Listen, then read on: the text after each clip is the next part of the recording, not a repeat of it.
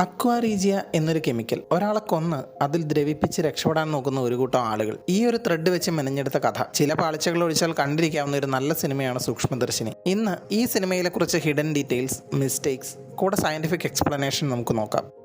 Priyadarshini experience certificate വാങ്ങുന്നത് Atlanta എന്ന ice cream കമ്പനിയിൽ ജൂനിയർ QC അനലിസ്റ്റ് ആയിട്ടാണ് വർക്ക് ചെയ്തിരുന്നു എന്ന് പറഞ്ഞാണ്. MSc മൈക്രോബയോളജി കഴിഞ്ഞവരാണ് പൊതുവെ ഇത്തരം കമ്പനികളിൽ ക്വാളിറ്റി കൺട്രോൾ അനലിസ്റ്റായി ജോലി ചെയ്യുന്നത്. എക്സ്പീരിയൻസ് സർട്ടിഫിക്കറ്റിൽ 4 ഇയർ എക്സ്പീരിയൻസ് എന്ന് ടൈപ്പ് ചെയ്തിട്ടും പ്രിന്റഡ് ഷീറ്റിലെ ഡീറ്റെയിൽസിൽ 10 ഒക്ടോബർ 2020 മുതൽ 27 ജൂൺ 2023 വരെയാണ് കാണിച്ചിരിക്കുന്നത്. അത് 4 വർഷം ഡ്യൂറേഷൻ ഇല്ല എന്നതൊരു മിസ്റ്റേക്കാണ്.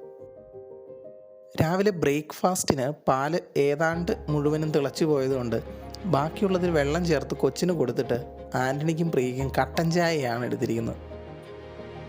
ആൻ്റണി ബ്രേക്ക്ഫാസ്റ്റ് കഴിക്കുന്ന സമയത്ത് ഫോണിൽ കണ്ടുകൊണ്ടിരിക്കുന്ന വീഡിയോ ഒരു ഓർഗാനിക് റെസ്റ്റോറൻറ്റിനെ കുറിച്ചാണ്. പിന്നീട് മാനുവലിൻ്റെ വീട്ടിൽ ചെന്നിരുന്ന് സംസാരിക്കുമ്പോഴും ഈ ഓർഗാനിക് റെസ്റ്റോറൻറ്റ് എന്ന ഐഡിയയെക്കുറിച്ച് സംസാരിക്കുന്നുണ്ട്. അതായത് ഇത് വളരെ കാര്യമായി തന്നെ ആൻ്റണി നോക്കുന്നുണ്ട് എന്നർത്ഥം. ഡോക്ടർ ജോൺ വിക്കിപീഡിയ പേജിൽ അക്വാറീജിയയുടെ ഡീറ്റെയിൽസ് നോക്കുന്നുണ്ട്. നൈട്രിക് ആസിഡിൻ്റെയും ഹൈഡ്രോക്ലോറിക് ആസിഡിൻ്റെയും 1:3 റേഷ്യോയിൽ ചേർത്ത മിക്സ്ചറാണ് ഇത്.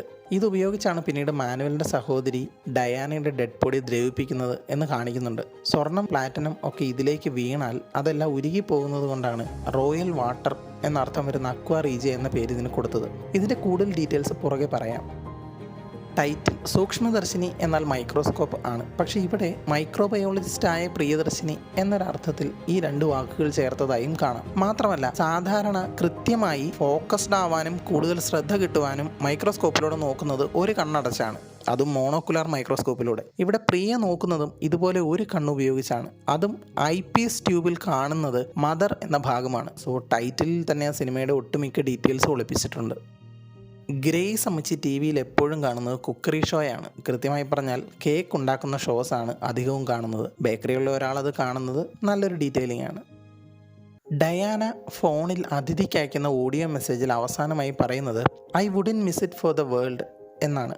എന്തോ ഇമ്പോർട്ടൻ്റ് ആയിട്ടുള്ള കാര്യം ചെയ്യാനുണ്ട് എന്ന് അതിൽ നിന്നും മനസ്സിലാക്കാം. പിന്നീട് സിനിമ പോകെ കുട്ടിയെ ദത്തെടുക്കാൻ പോകുന്നതിനെക്കുറിച്ചാണ് ഡയാന അപ്പോൾ അതിഥിയോട് പറയുന്നത് എന്ന് മനസ്സിലാകും. പക്ഷേ എന്നിട്ടും അമ്മച്ചിയുടെ ട്രാപ്പിൽ വീണ് ഡയാന കൊല്ലപ്പെട്ടു. പ്രിയയോട് സംസാരിക്കുമ്പോൾ ന്യൂസിലാൻഡിനെ കുറിച്ച് ഡയാന പറയുന്നുണ്ട്. നല്ല സ്ഥലമാണ്, മനസമാധാനമായി ജീവിക്കാം എന്നാണ്.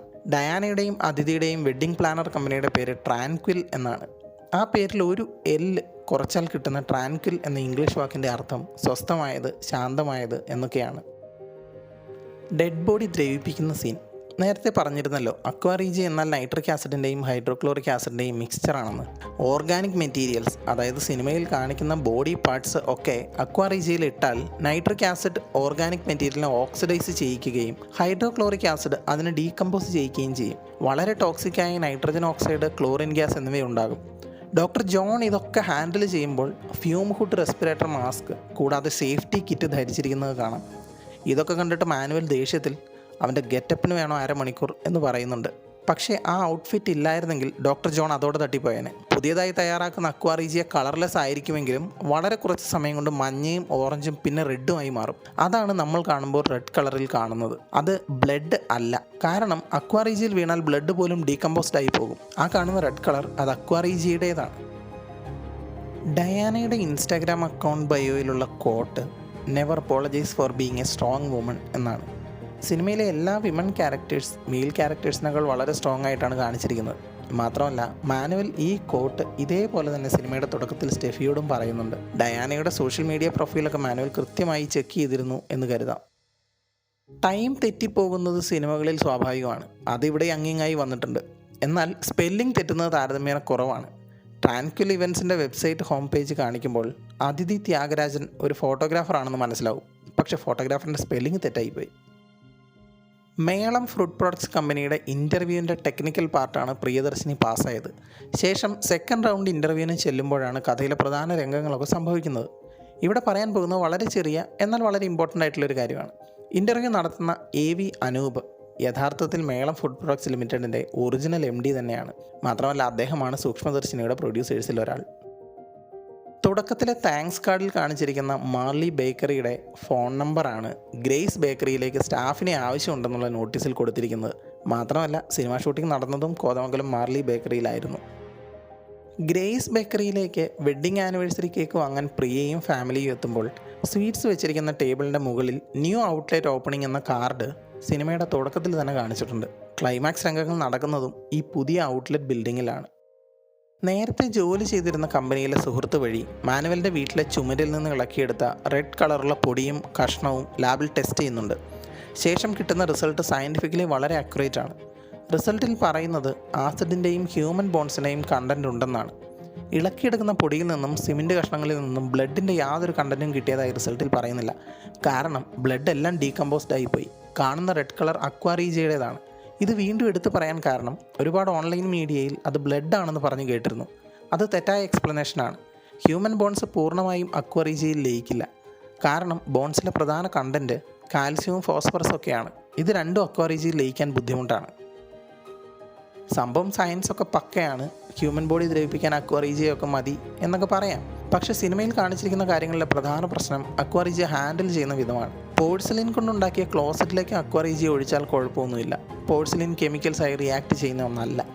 പക്ഷേ ഹൈലി കോൺസെൻട്രേറ്റഡ് ആയ ആസിഡ് ചേർത്തുണ്ടാക്കിയ അക്വാറീജിയ ക്ലോസറ്റിന് ശേഷമുള്ള പ്ലംബിംഗ് സിസ്റ്റം മുഴുവൻ ദ്രവിപ്പിക്കും. പ്രത്യേകിച്ച് PVC പോലെയുള്ള താരതമ്യേന കുറഞ്ഞ ഹീറ്റ് റെസിസ്റ്റൻ്റ് ആയിട്ടുള്ള മെറ്റീരിയൽസ് ആകുമ്പോൾ. ടാങ്ക്സ് ഉണ്ടാക്കുന്ന ഫാക്ടറിയിൽ ചെന്ന് കസ്റ്റമൈഡ് ടാങ്ക് ഉണ്ടാക്കിയാണ് ഡോക്ടർ ജോണി പ്ലാൻ നടപ്പാക്കാൻ പോകുന്നത്.